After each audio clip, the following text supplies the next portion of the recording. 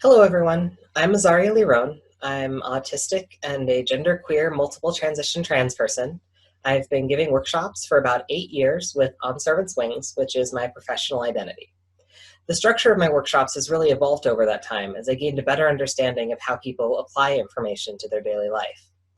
I want to take a moment to acknowledge the challenge of adapting an interactive conversation to a pre-recorded video. I initially designed this as a meta workshop, where we would collaboratively evaluate it in real time. Over half of this workshop was set aside for discussion and processing. So I want to take a moment to invite you to consider how this interaction would be different in a room full of students, teachers, parents, community members, all breaking down these ideas and building them anew.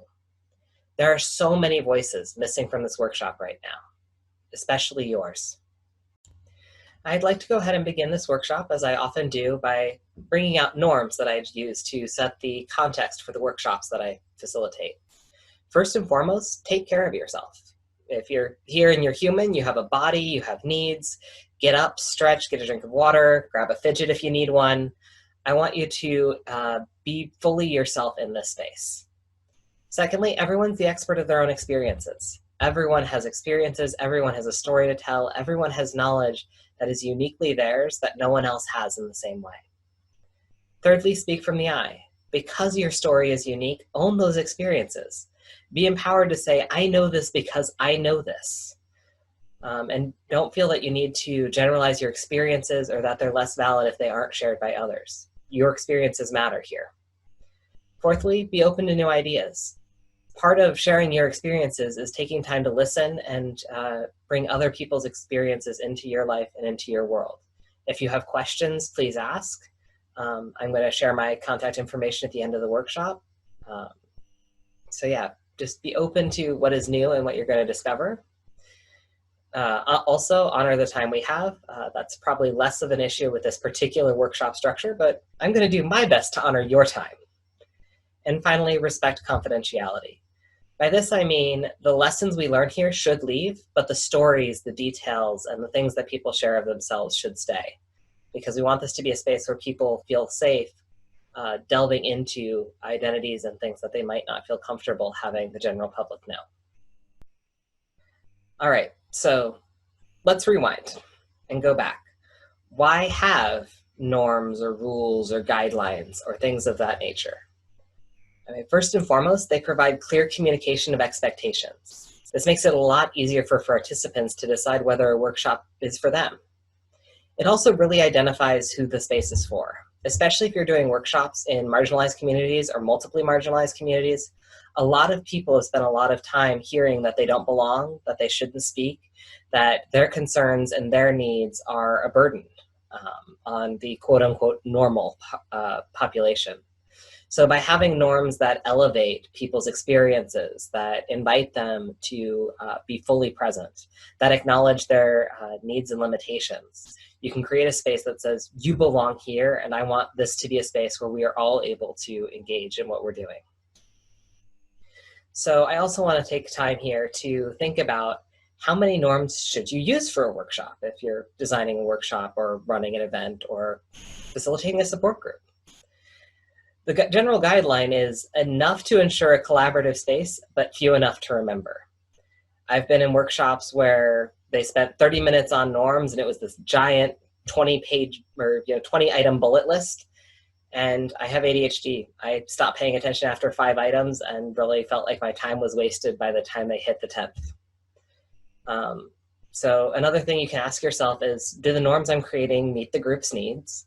Are they creating an inviting space?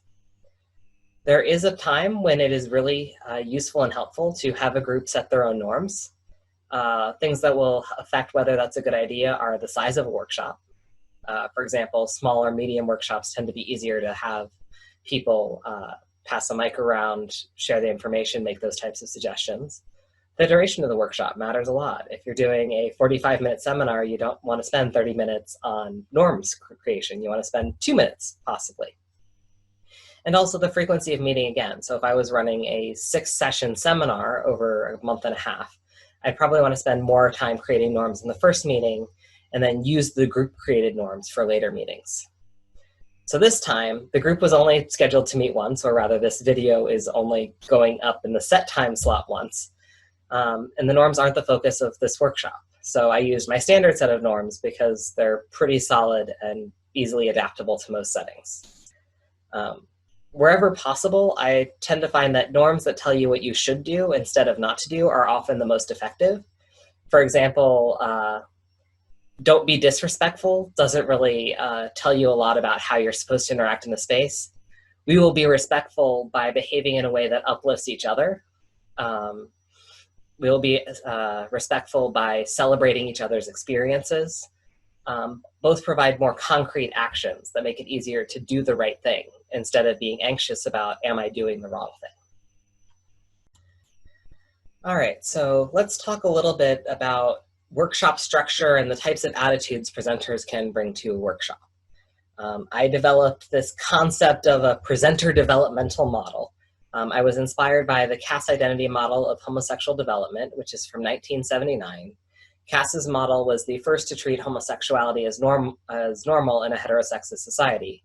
But it is also extremely problematic due to the way that it ignores social factors such as race, class, ability, and so on. And it also presents the stages as a linear process that must be completed. My model also shares some of those limitations. It comes from my experiences in the conferences and places that I've presented in. And it also is not a linear process, like not every presenter is going to go through these stages, but there are things that I've encountered in workshops or lived through myself, and most often both. So the first stage in my model, which I use bullets and not numbers, but I needed in order to present them because brains, is I am the story. So my story is the story. Early in my transition, I went to a Trans 101 workshop, and I found myself being increasingly turned off of transness because the presenter was so focused on telling her story about her experience of transitioning in a religious environment, it didn't make sense to me. I couldn't connect with it. And I felt that if her experience was what being trans meant, then mine, which was very different, I'm a survivor of religious-based PTSD, was obviously then maybe I wasn't trans because I couldn't be trans in the way that this presenter was. This model often comes out a lot with people that have first come out that are just trying to get education. It's especially prevalent in information deserts where people are like, I'm figuring out that I'm this and I need to tell everyone because I need people to understand, and there's nobody else who's providing feedback into this conversation right now. Generally, this lasts for a little bit of time. Sometimes longer than others. But then you reach a point, or you might reach a point, because this isn't linear and different people will go through different experiences with it, where my story is one of the stories. So you might have a 60-minute workshop where you spend 50 minutes talking about things from your framework, and then add 10 minutes of disclaimers of, well, and here's some other things that I've picked up. I read this one article about other people. And so it's, I'll tell my story first and then add the exceptions and details. The third stage or model that I want to talk about is the I am the expert with facts. This model I tend to see a lot coming from nonprofit and education-based organizations. This is the LGBTQ 101 class where you walk in and they've got 50 definitions on the blackboard and they tell you, if you don't know these definitions, you're obviously a bad ally, which is a complete myth for the record. It turns out that knowing the definition of a lot of words doesn't mean you know how to treat human beings as people. And just because you can't memorize a lot of words doesn't mean that you don't have a deep understanding of respect and how to be present with people whose experiences are different than your own. I am the expert with facts comes from a place of I have information, it's my job to teach you. There's often a lot of terminology, a lot of theory, and there's an underlying assumption that the participants are other, that they don't have anything to contribute.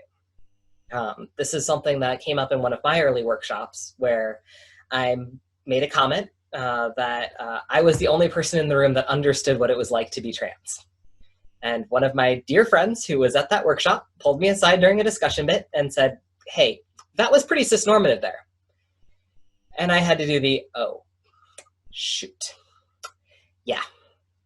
I was acting as the expert. I was, telling my story, which was the story, and I made an assumption that was incorrect. And I am very grateful to my friend for having the courage to point that out, and to myself for having the ability to admit that, yeah, I made a mistake, and I apologized because that was the correct thing to do.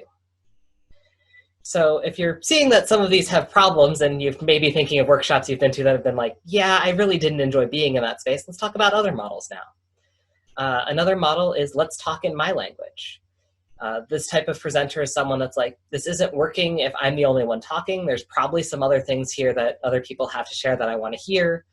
But they still see themselves as an expert. It's discussion-based as long as it's in language that the presenter is comfortable with, as long as it's on topics that the presenter is comfortable with. So this is the type of workshop where it's on gender and sexuality, and if somebody brings in the intersection of race, they might try and steer the conversation away from that because they are uncomfortable as a presenter. The final stage I want to talk about is the one that I aspire to and that I want to encourage others to explore, which is why I'm running this workshop, is let's learn from each other. So in this model, it's the presenter comes in with, I'm secure in what I know, and more importantly, I'm secure in what I don't know. I recognize my limits. I recognize the places that I have drawn my information from and the places that I don't have access to, and thus the information that I can't provide.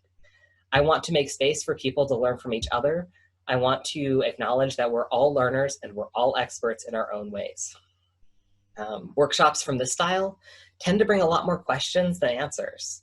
They bring a lot more topics, a lot more flexibility, because they operate from an assumption that once I enter this room, I don't know who's going to be there, and so I'm going to have to adapt this workshop to the people that are there. All right, so let's go ahead and rewind and do a meta look at this particular section. So let's take a look at models and theories and how they work and why we use them. So what theories do and what they're really good at doing is that they simplify complex ideas. They also link concepts to past conversations. Like I mentioned that I drew from the Cass identity model. This isn't what Cass wrote, but I drew that structure of like, hey, there are stages and people go through them, and that you can recognize that the language of, hey, this stage exists is useful for being able to say, hey, I went to a workshop and it looked like this. However, theories and models are often limited. They're often very limited because they're simplifications, because they're trying to take complex things about human experience, human identity, human community, human culture, and to put it into neat little pictures that are readily accessible. So it's important when you're using models to say that the participants may not fit the model.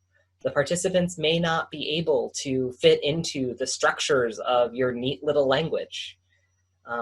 And also when you're using models, especially if you're drawing from an academic context and presenting to a non-academic audience who might not have the jargon or the terminology, make them accessible, define the jargon, name where it's coming from, identify the source, and recognize the limitations that many models in Western society have of coming from people who have certain backgrounds, who have access to certain spaces, who have access to privileges.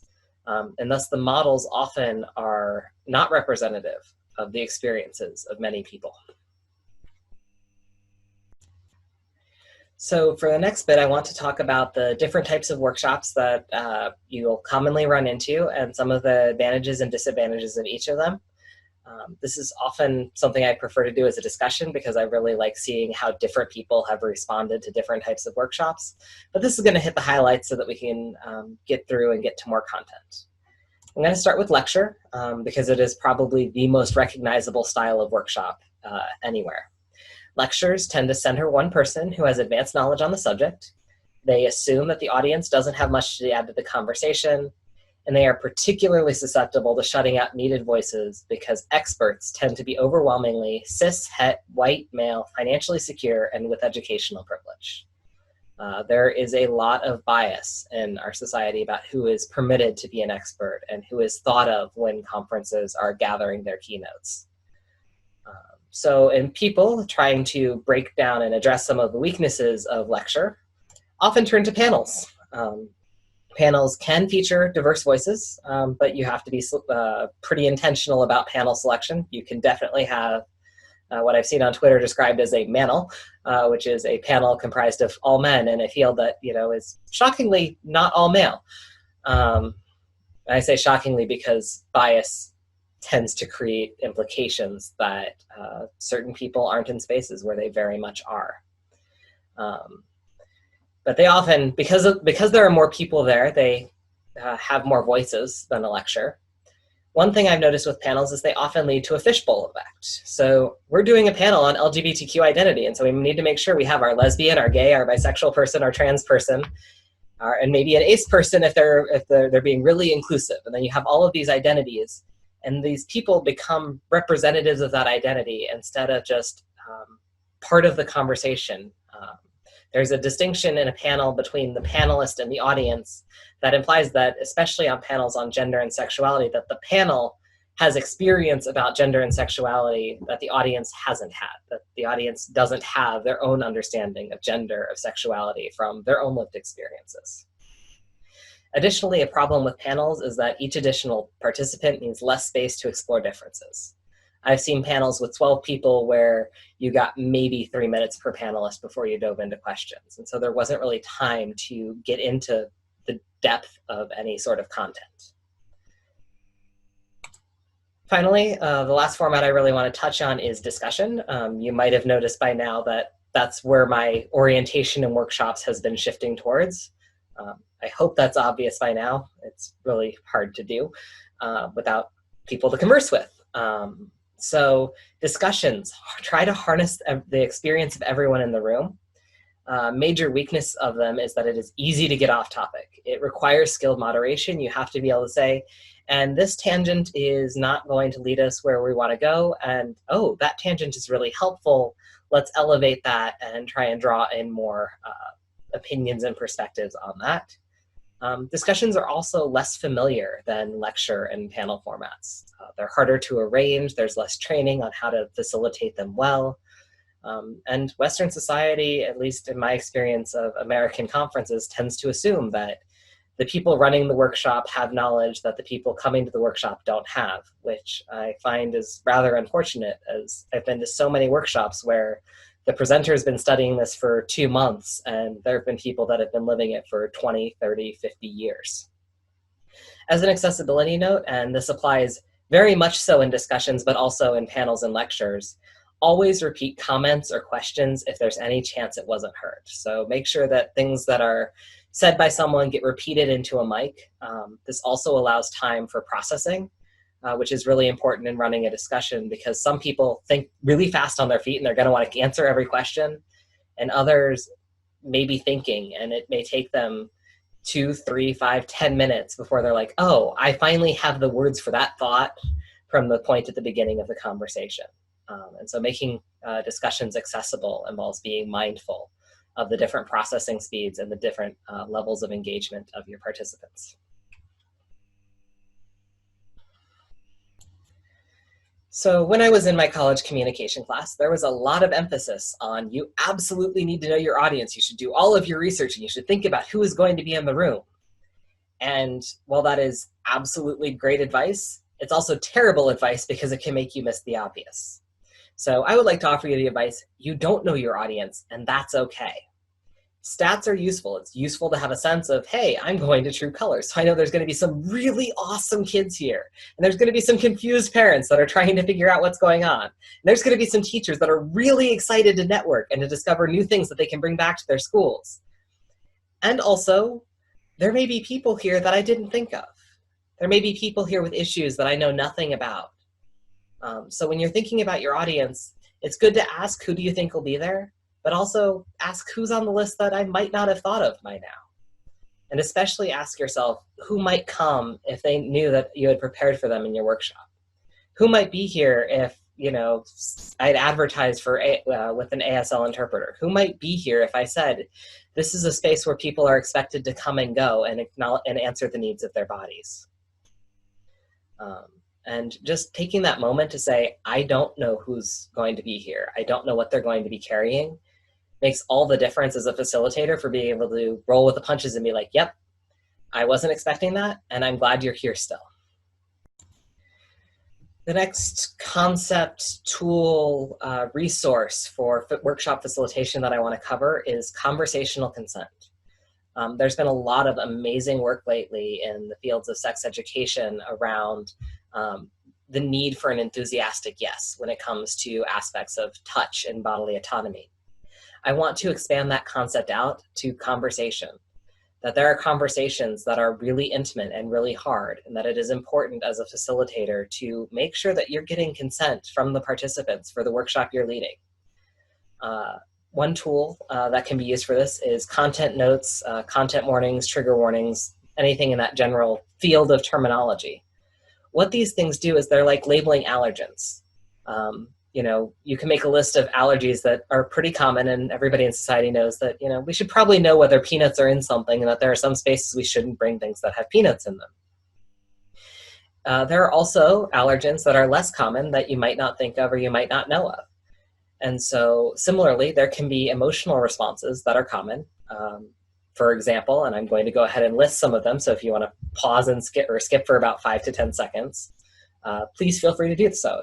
If you're worried about being triggered or upset or having a reaction that is difficult to process, you don't need to hear that these topics exist as triggers. But violence, suicide, mental health, depression, eating disorders, addiction, so on, are all common things that society generally recognizes as, yeah, a lot of people may have a difficult time with those topics.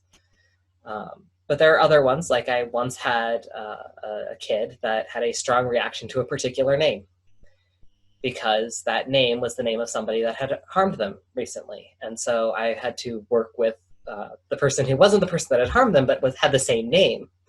And I was part of a staff and a team that had to negotiate, okay, so can we use a nickname for you around this particular kid, because this is a particular trigger that is very specific, and it is something that is causing a physiological reaction in the kid that we want to prevent from happening. And that's the thing that may happen. You can have all of the general labels on something you want, and you may stumble across that particular label that you didn't understand, that thing you couldn't warn for because you didn't imagine that somebody would be deeply bothered by it. So label content to the best of your ability. I tend to put a lot of thought into workshop descriptions and into the titles, so that people know that if you're coming to my discrimination self-care workshop, we're going to talk about discrimination, and it's going to be an explicit conversation about discrimination. If you need to step out of that conversation at any point in time, I absolutely encourage you to do so, but this is a space to talk about that difficult thing. And to do this well, you really have to trust people to engage with what is healthy for them. You have to make space for them to step out if the conversation isn't healthy. If you're in a one-on-one type space, it's okay to have, you know, a code word with your friends of like, hey, I get that we've been talking about politics for the past 2 hours, but I really need unicorns and rainbows. Can we do cat pictures for a little bit? And to say, like, yeah, this conversation was good and we need to move on to something else. As a facilitator, one of the hardest things for me in conversational consent is learning to be okay with silence. When I grew up, I learned that silence was wrong. That meant I had failed to be sufficiently interesting. But when you're talking about really intense and hard things, it can take time to check in with your body. It can take time to take that deep breath and just see, am I tense? Am I scared? Am I, you know, fully present with myself? Am I wanting to run away? Am I wanting to lean in? Is there something that I want to share? Is there something that I want to make sure nobody ever sees? And so as a facilitator, making space to be like, yeah, the room's going to be quiet for a couple of minutes. And I trust that people are thinking. I trust that people are processing. I trust that things are happening, even if it's not immediately visible, and even if I don't immediately hear that that's what's going on. Speaking of workshop plans, plans are best carved in Jello. Always give yourself wiggle room. A good plan will balance the information that you're wanting to share, the topic that you are wanting to talk about, with space for processing, with space for figuring out how to apply the information, with space for integrating the new information into existing models of understanding. Good plans will consider how people learn and process and apply information. It turns out most people apply information when they do things, or talk about things, or tell stories with things, instead of when somebody talks at them for an hour. And it will also factor in how much structure you and the participants need. Some people need pre-written speech that they read off of. I tend to do best with an outline, and then I fill in the gaps with whatever story or random thought pops into my head, or that somebody reminds me of as the workshop goes on. But really with plans, remember to allow for wiggle room.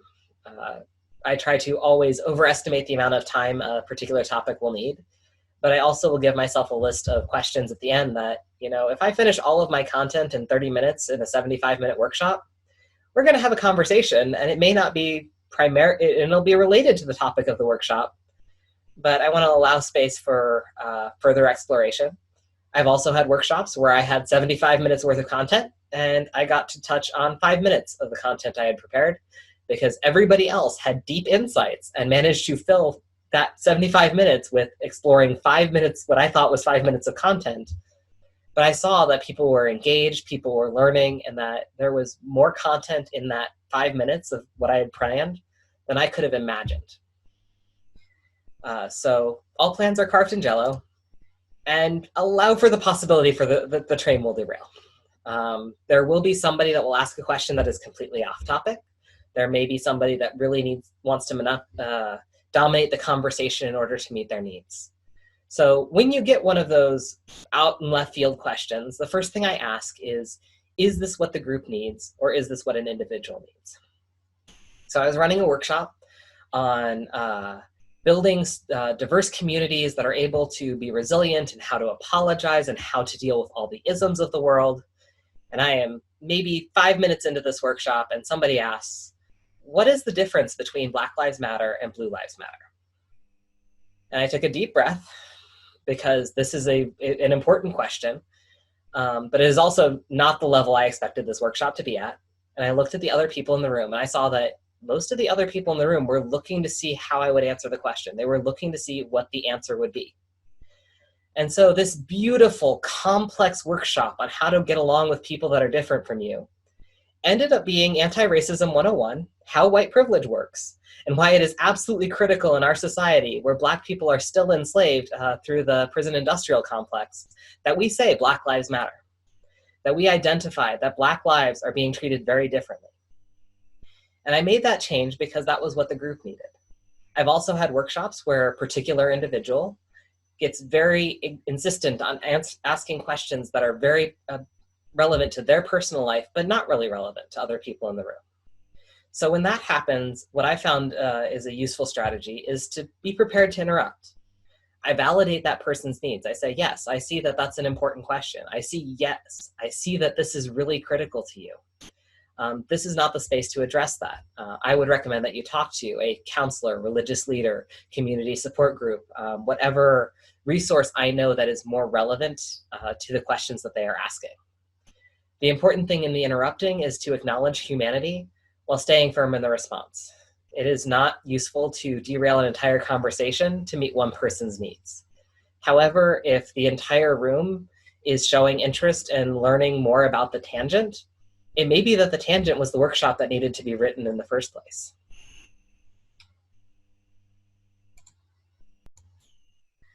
So the last thing I want to touch on is you will make mistakes. As a workshop facilitator, as somebody that's presenting, the minute you step into the teacher role, your mistakes become a lot more visible.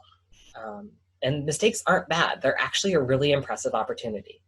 So when you catch yourself or someone identifies something you've said that's inaccurate or hurtful, it's a chance to apologize from the front. You get to take the opportunity to model how to receive feedback and correction. You get to set the norm for how people should respond to being told that you've hurt them in the future.